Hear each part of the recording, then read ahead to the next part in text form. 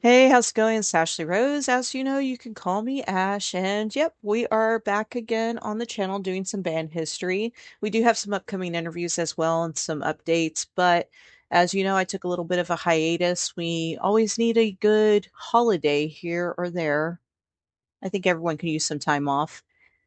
Anyways, if you could see by the title, today we're talking about Siouxsie Sioux or Siouxsie and the Banshees.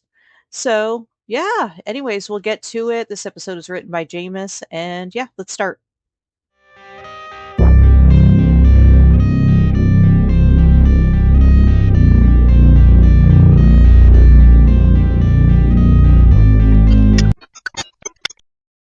Picture this: Michelle Pfeiffer and Bruce Wayne lock eyes across the ballroom. It's Batman Returns. They begin to dance, and then Danny Elfman's haunting strings set the mood. But listen closely, behind the mystery is a voice that's soft, eerie, and seductive. That would be Siouxsie Sioux. So enter Siouxsie Sioux. And director Tim Burton once said Siouxsie Sioux was the only woman with the range to make a voice sound primal or like a cat. And yet, instead of going wild, her voice is controlled and hypnotic.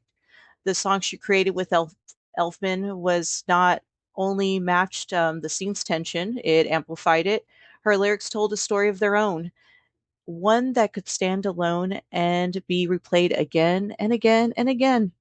Now, that 1992 track hit number 7 in the US chart. It hit number 7 in the, oh my gosh, I can't talk today. I'm sorry. Anyways, that 1992 track, it actually hit number 7 on the US charts, and a huge moment of for Siouxsie Sioux.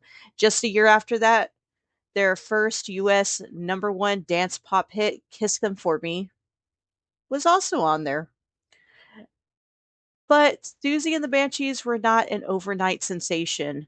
By the early 90s, they had already released 10 studio albums and built a loyal underground following in Europe, and this started all the way back into the 1970s.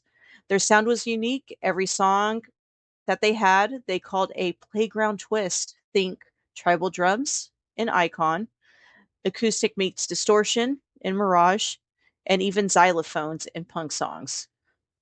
And much of that early sound was shaped by their first drummer, Kenny Morris.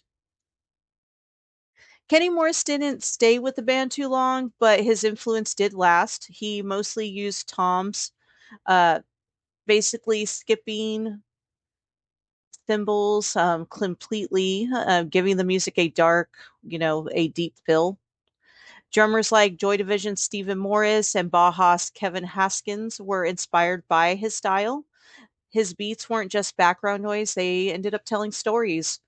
After Morris, um, Budgie took over. His drummings, they were more, how would we say this? It ended up giving the Banshees a smoother, more refined sound.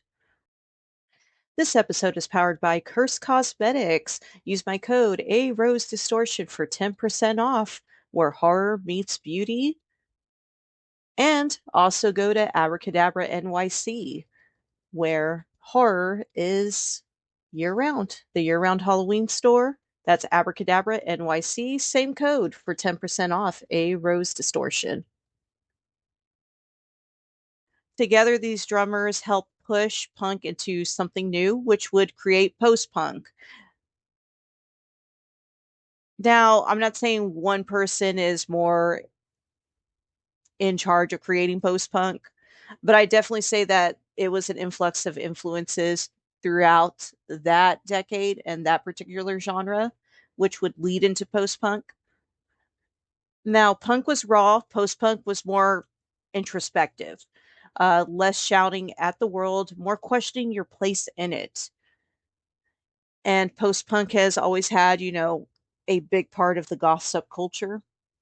And Siouxsie and the Banshees were at the center of it all. Their music wasn't about fitting in, it was about standing apart, standing out from everyone.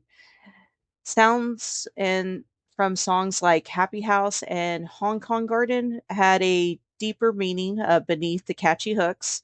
Much of their identity did come from their fearless frontwoman, which was Siouxsie Sioux. What's going on, y'all? This is Jacob with Secret Society of Goths, and I've spent the past half decade making content for bands from all over the world to help them grow their audiences organically. I never use AI and I never use bots, so if you're an artist trying to grow your audience, hit me up. Send me one message on Instagram and we will get a plan going for you.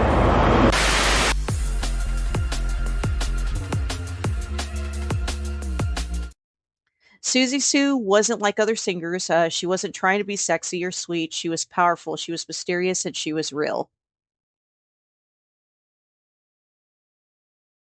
Tolhurst from The Cure once said she flipped the script. Women weren't just background singers anymore, they were leaders. Artists like Shirley Manson from Garbage, Twigs all said Susie influenced them. Why? Because her voice was unlike anything else. She could sing low and soft or high and piercing, but she was always doing this with control.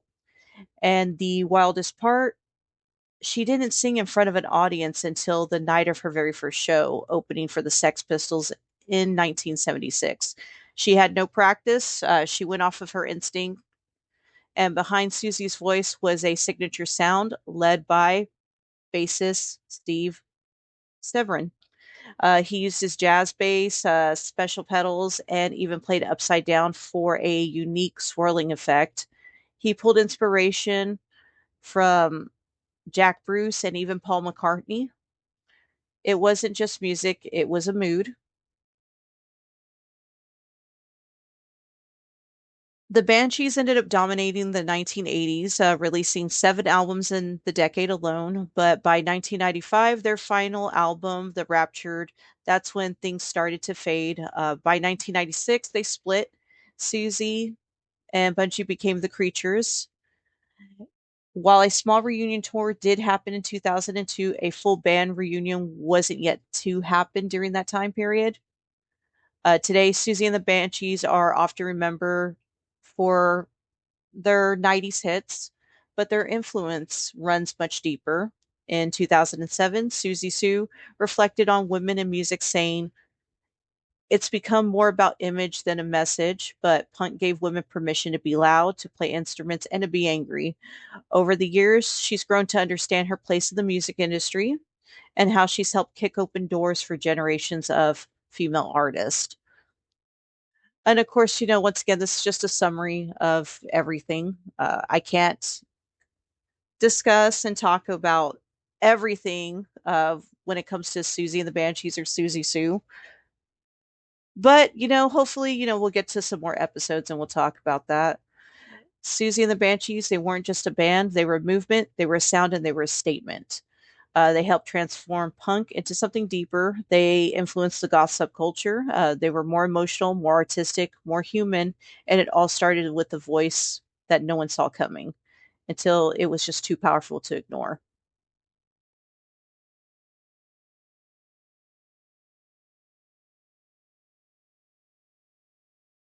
Susie and the Banshees may be remembered by mainstream crowd for a handful of songs of the 90s, or maybe highlighted by a scene in a Tim Burton comic book movie, but their impact does go beyond that because of all their work. They had gotten them to the point on an independent scene.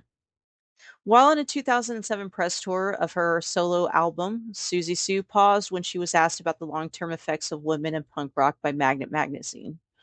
Like everything in life, it goes full circle. Susie explained these days it's almost been reduced to a fashion statement. I think there's been false sense of empowerment for women. A lot of women are doing things, but there's an ever-present preoccupation with body form and image, almost if it's about being perfect and looking perfect and not about expressing any style or an intent. I can tell you that there are plenty of fashion victims out there. The principal fashion accessory these days seems to be a plastic surgeon. However, just a few weeks later, in the interview with The Telegraph, Susie elaborated in more of the idea of women in rock, claiming that it had been an overall net positive. I suppose women are meant to be governed by the male attitude in society. People forgot the punk thing was really good for women because it motivated them to pick up a guitar rather to be chastised. It allowed us to be aggressive. Siouxsie then cited Amy Winehouse as the then current artist that understood the aggression that the Banshees brought to the table. This response had been different than, say, 1980s, where Siouxsie states in Wolfgang Blood's Woman in Rock documentary that there's no difference between a man and a woman's music and punk. Highlighting gender causes artificial division.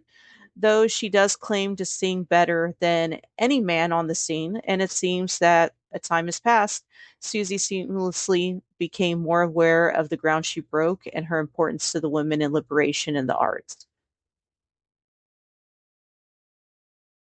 All right, it's time for my favorite part, the credits. Writers, Ash, that's me, your host, Jameis Mooney. All research is done by the Death Arts 13 research team. That includes me sometimes, Ash, and also Jameis does the research as well.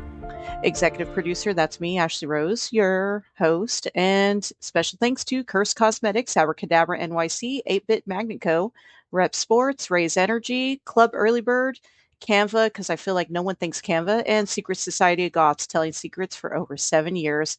This has been a DeathArts13.com production. So give us a follow at DeathArts13.com.